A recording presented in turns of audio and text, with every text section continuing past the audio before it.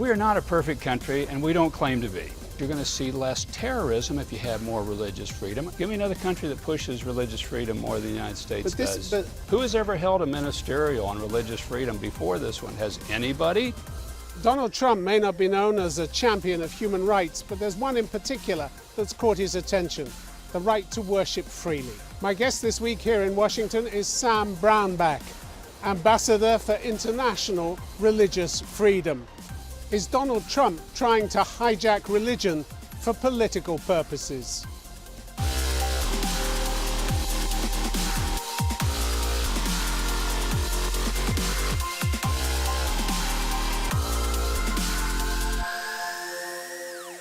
Ambassador Sam Brownback, welcome to Conflict Zone. Thank you. The US recently held what was billed as the world's largest meeting on religious freedom, international religious freedom. Delegates were welcomed by the same Donald Trump who said in 2016, "I think Islam hates us." And when he became president a year later, moved to bar the citizens of several Muslim-majority countries from entering the US. How does that help your campaign for religious freedom? I see it all as something for us, that religious freedom is specifically a right of everybody, everywhere, all the time. And what he's primarily discussing are immigration issues.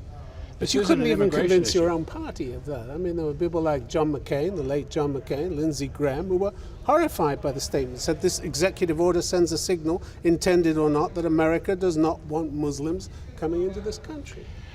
And you can go to any state in the United States and you have mosques that are there, and if you want to open up one yourself, you can do it. And the point of what we were talking about, when I was talking about here, is international religious freedom. And that is guaranteed here in the United States, and if you can't practice it in the United States, you're well placed to bring any lawsuit that you would choose and to declare and to put forward that you have a First Amendment right in the United States to do this. And by the way, we are not a perfect country, and we don't claim to be. But we are one that we do believe in these rights, these fundamental rights like religious freedom. We do practice them, and we have problems, and they end up in the court system. But we're going to continue to push these rights every chance and every place we can. But the policy was condemned widely by religious groups, including the Jewish community. The policy of barring people from Muslim-majority countries was, the American Jewish World Service called it nothing less than a xenophobic Muslim ban, the intent of which has been made clear by President Trump through multiple anti-Muslim statements over several years. It doesn't help your cause to be promoting international religious freedom when you get responses like that, does it? I don't care for those responses, but I also would stand for all of those people's rights to say those things that they do, and I would stand for their rights to practice religious freedom in the United States. I think you are conflating two separate issues.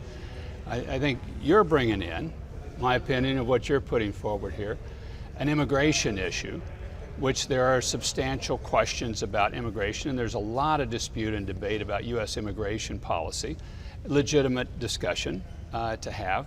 But what I'm talking about is a fundamental right to religious freedom, to where there really isn't, I don't think, that much dispute that individuals in the United States are all entitled to this fundamental right to practice their faith, or no faith at all, freely, but and various be protected faiths to are do up it. in arms by things which Donald Trump has said. We were talking Yes, they are. about Jews. The president's statement last month to them that if you vote for a Democrat, you're being disloyal to Jewish people, you're being very disloyal to Israel. Since when is it the business of a political leader to comment on the political views of a particular religion? It caused outrage. Yeah, you know, my position in work is Ambassador of Religious Freedom, and that's what I comment on. That's the lane that I'm in. And that's what I'm going to comment on your program, or really on Do any you buy others. into those views, that if you vote for a Democrat, you're being disloyal to Jewish people? I'm not going to comment on those one way or the other. I've got enough work to do in this job on religious freedom, and anything you want to talk about on religious freedom, I'm happy to discuss. Ambassador Brownback, you said that you saw pushing for religious freedom as a way to promote other rights.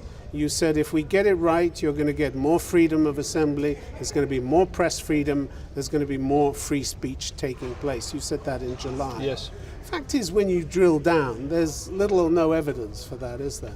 Oh, I dispute that completely. If you look at this issue on religious freedom, which has been declining and contracting around the world, the last 10 years in particular, you see these other rights declining and retracting. Often religious freedom or the persecution of people of faith is one of those first issues that happens that gets manipulated the most, the earliest. And you can see countries that really honor religious freedom tend to be ones that also honor First Amendment rights of free speech and of assembly. You can also see, there's a couple other correlations on this. I appreciate the question. There are other couple of correlations that I think you'd be interested in. One is you're going to see less terrorism if you have more religious freedom, and there is factual basis for that, as there are for these others. And you're going to find more economic growth if you get more religious freedom. That's why we talk about this in this sort of foundational sense. But in July, you looked at the United Arab Emirates, which you singled out as being one of the good countries. They hosted, you said, the first ever papal visit on the Arabian Peninsula, and they've been stepping up and doing a lot more. So you gave them a gold star for that. This is a state which arbitrarily detains and forcibly disappears individuals who criticize the authorities. You made no mention of that when you were giving them the gold star, did you? I didn't, of those additional things. But I also those think are pretty fundamental things, aren't they? They are. They are. But also, there is no shred of press freedom. There is no shred of democracy in that country. What did you think of the papal visit for the first time in the history of mankind to the Arabian Peninsula? What did you think of that? Did you cover it? What do you think that meant? Well, what do you think, though? What do you think about that? People aren't interested in my views. Well, yes, they are. My goodness, you're putting them forward right now. What do you think the people who are put in jail for their views thought about it? Well, do you think that comforted them? Well, let's talk about what happened.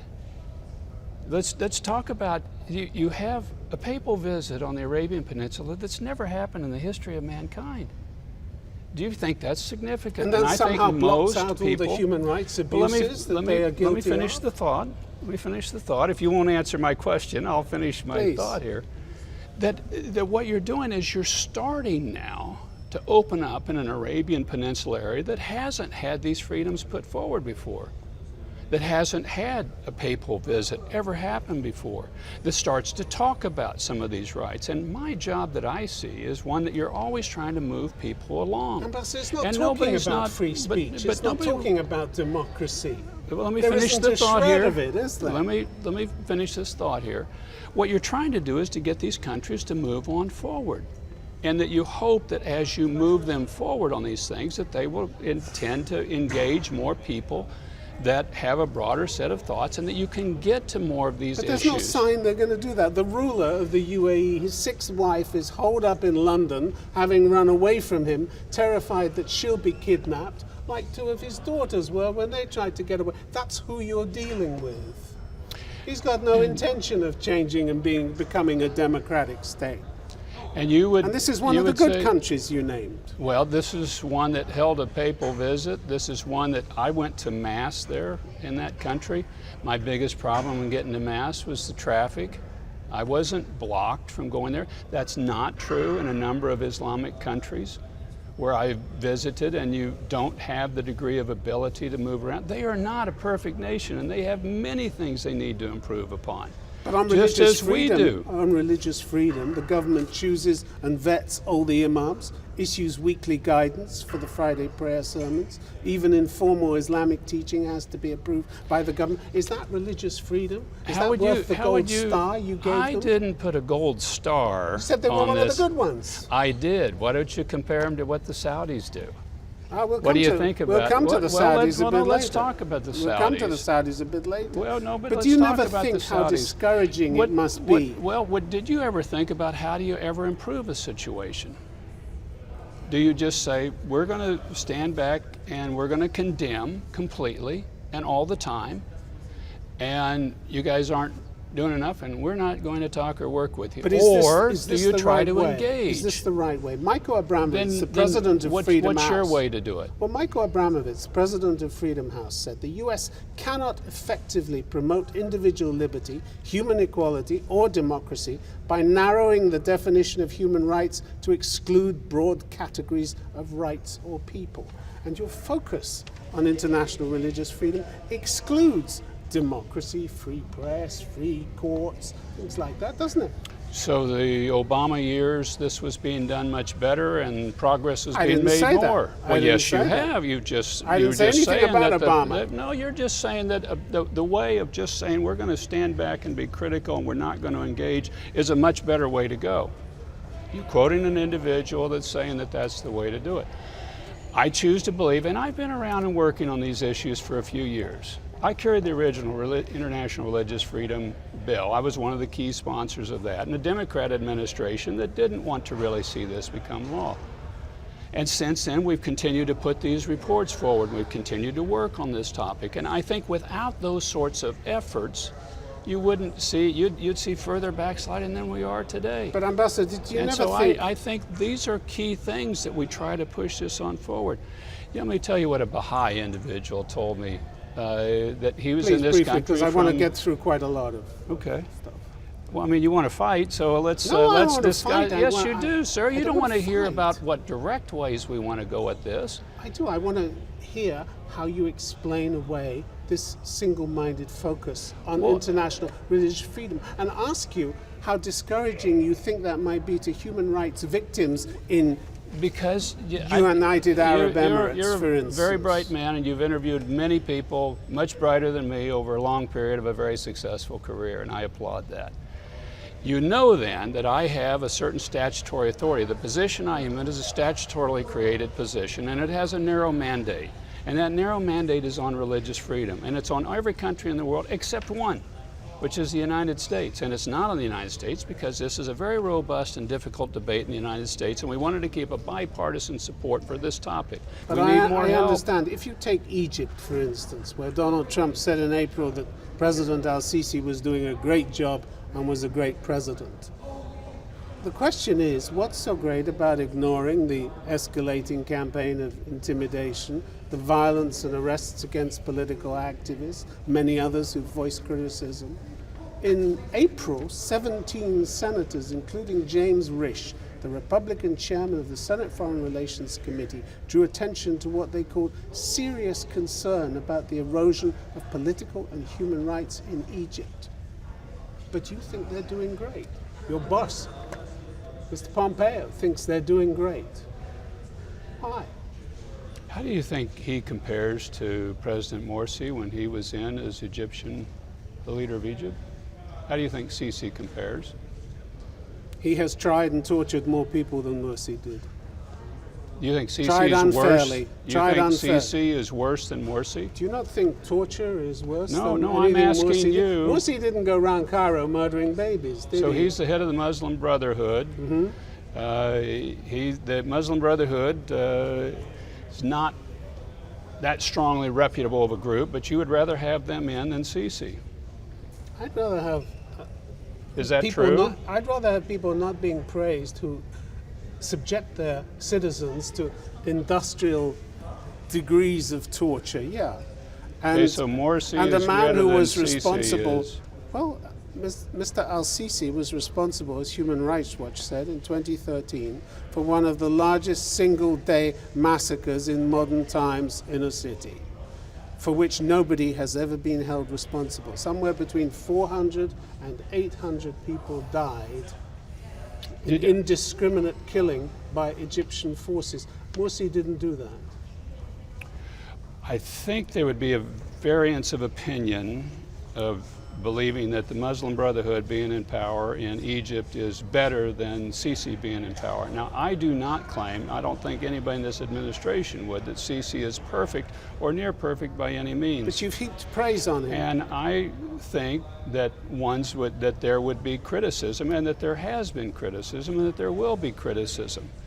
But I also believe there are people trying to work with this government in Egypt, saying this is a major player in the Middle East, and it's somebody that we need to work with. Same ways, when I was in the Senate, I worked a lot with Hosni Mubarak, and President Mubarak had a lot of problems, and he did a lot of things that were highly questionable.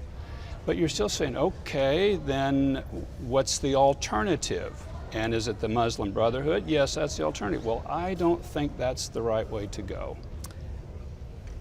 In January, Secretary of State Pompeo was in Cairo. He too was heaping praise on Mr. al-Sisi. He said he's really taken to heart the ideal of religious freedom, and he's done so with great power and great courage, and he is to be lauded for that. The facts are rather different when it comes to religious freedom in Egypt, aren't they? Egyptian Christians, who are the largest community in the Middle East, live in a minefield of legal and social discrimination. You know, now and maybe you meet with more people that are dealing with religious issues in Egypt than I do. I doubt it, but I've met with a number of people that are practicing people of faith, minority faiths in Egypt. And here's what they tell me, that this is much better under the Sisi government than it has been, even though you would prefer the Muslim Brotherhood, they do not. There is communal violence that's taking place, and it is very discouraging.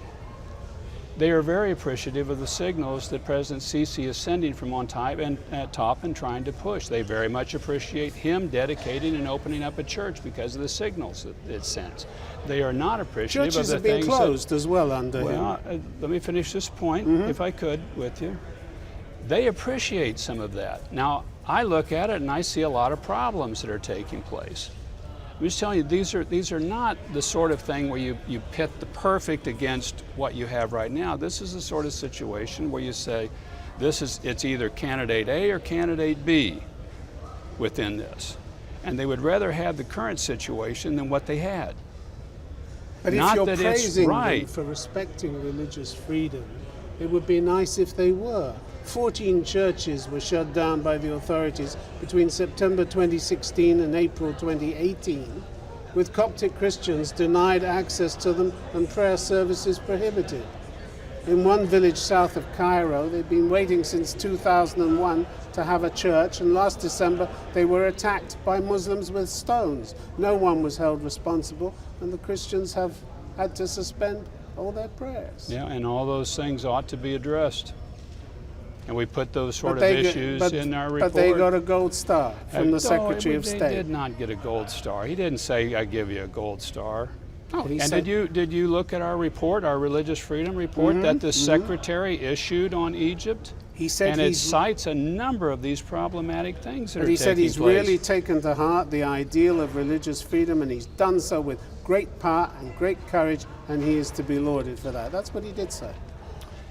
He also put out that report. Did you look at the report? Which very few people read.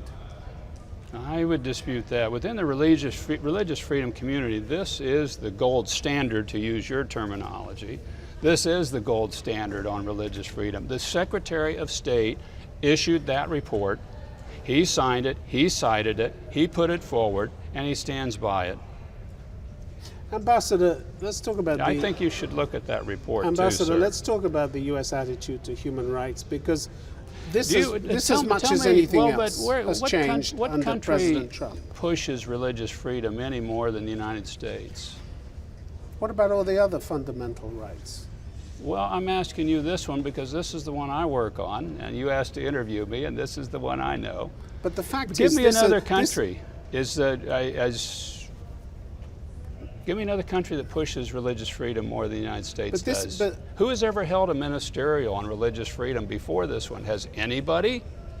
I would suggest to you there's not been a single nation before this held a ministerial on religious freedom. We not held one, we held two. But this is an administration. We brought 1,000 people from around the world. Ambassador, I understand that. But you tell me a nation that's better than us on religious freedom, sir. Ambassador, I'm not talking about religious freedom. China? Do you think China is better on religious freedom than us? I'm not talking about religious freedom. But that's what I address, what sir. You're saying. But this is an administration that has basically said goodbye to human rights diplomacy, hasn't it? No, it has not, sir. Rex Tillerson said so. Is religious freedom a human right? Rex Tillerson, Trump's Sir? first Secretary of State, Religious spelled it freedom? out, didn't he? No, he did not. He said too Is often, religious he said, freedom a human right? Rex Tillerson said Is it or isn't too often, promoting our values is an obstacle to advancing our other interests. In other words, let's let human rights get in the way of a good trade deal. May I submit to you that religious freedom is a human right? It's in the First Amendment of the United States. But it's not the only one, is it? Well, but you won't even admit it's a human right. Will you admit it's a human right? It doesn't matter what I admit. You agreed to answer questions. I agreed to come here and ask them. People are interested in your views. They're not interested in mine. Well, I handle one area, and that's religious freedom, sir. And in this area, this is a human right. It's in Section 18 of the UN Declaration of Human Rights. It is a fundamental human right. There is no nation on the earth that pushes human rights of religious freedom any more than the United States or than the Trump administration does, sir. And you can't come up with a single name of anybody else that does. This is true. It's not my role to. Your last meeting. Well, but it is true. Your last meeting on religious freedom coincided with the creation of a new commission this year to explore inalienable rights in U.S. foreign policy. Is that right? You've my set last up this meeting. Yeah. Is that what you're... The last meeting on international religious freedom, the one you held this year. You had a new commission this year to explore inalienable rights. Yeah, that was announced by the secretary, but it wasn't at the ministerial. If that's what you're referring to, sir. I don't know. No, but it came roughly at the same time. These are very separate entities. But I mean, you can conflate them if you want, but they're separate entities. There seems to be a growing impression that you're prioritizing religious rights at the expense of other rights. In 2016, Martin Castro, who chaired the U.S. Commission on Civil Rights, wrote that religious freedom is often used as a code word for discrimination, intolerance, racism, sexism, homophobia. And that worry is present now, isn't it? That what? That worry, that concern is present now, isn't it? No. Religious freedom, and again, the space that I occupy is religious freedom internationally. It's not domestically. This is a fundamental right. It's a fundamental right for everybody. It exists all times, all places for everybody.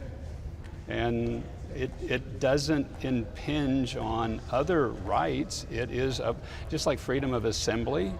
It doesn't impinge on other rights, religious freedom, here in the United States? It sets really?